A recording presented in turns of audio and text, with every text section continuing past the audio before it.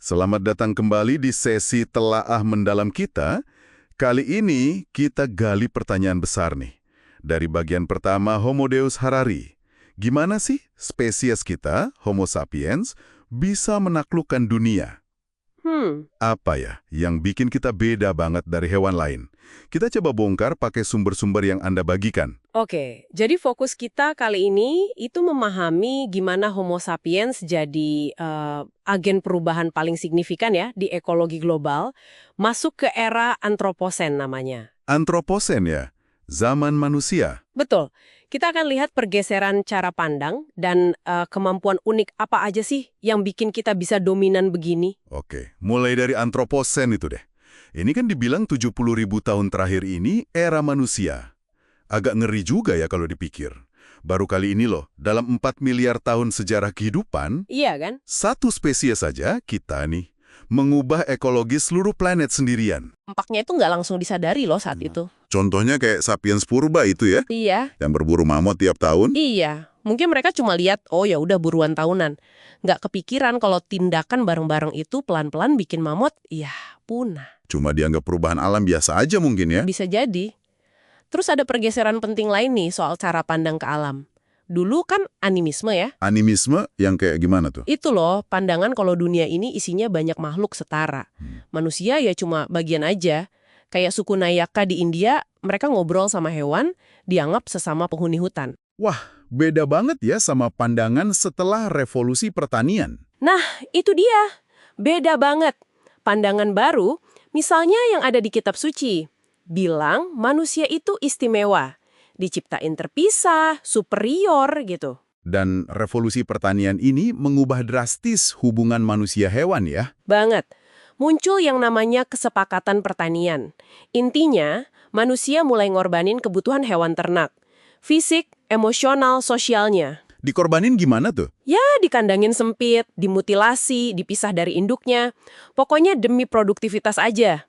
Kesejahteraan hewan, wah, nomor sekian deh. Terus muncul dewa-dewi gitu ya sebagai perantara. Betul, kayak di festival Gadimai di Nepal atau kisah Nabi Nuh, manusia kasih persembahan, korban, harapannya dapat perlindungan, panen bagus. Jadi ini kesepakatan yang untungin manusia sama dewa-dewi itu, tapi ngorbanin yang lain ya, ekosistemnya gitu. Perubahan ini nunjukin kita beda.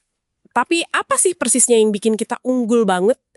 Sumber Anda nunjuk ke revolusi kognitif. Nah ini nih bagian serunya, revolusi kognitif. 70.000 tahun lalu, katanya kemampuan unik sapiens itu bicara soal hal-hal yang nggak nyata, imajinasi aja. Tepat, roh, leluhur, dewa, terus nanti ada uang, negara, perusahaan.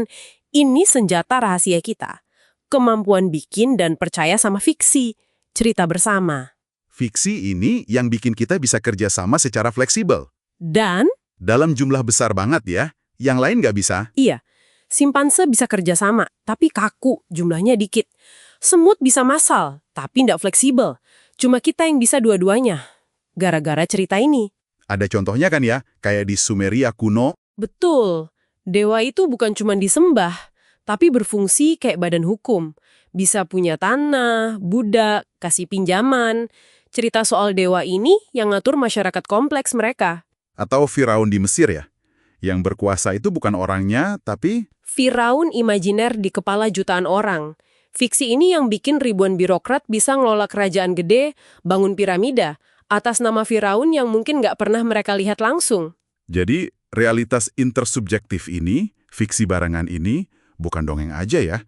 Ini beneran ngebentuk dunia nyata kita. Persis. Coba pikirin uang deh.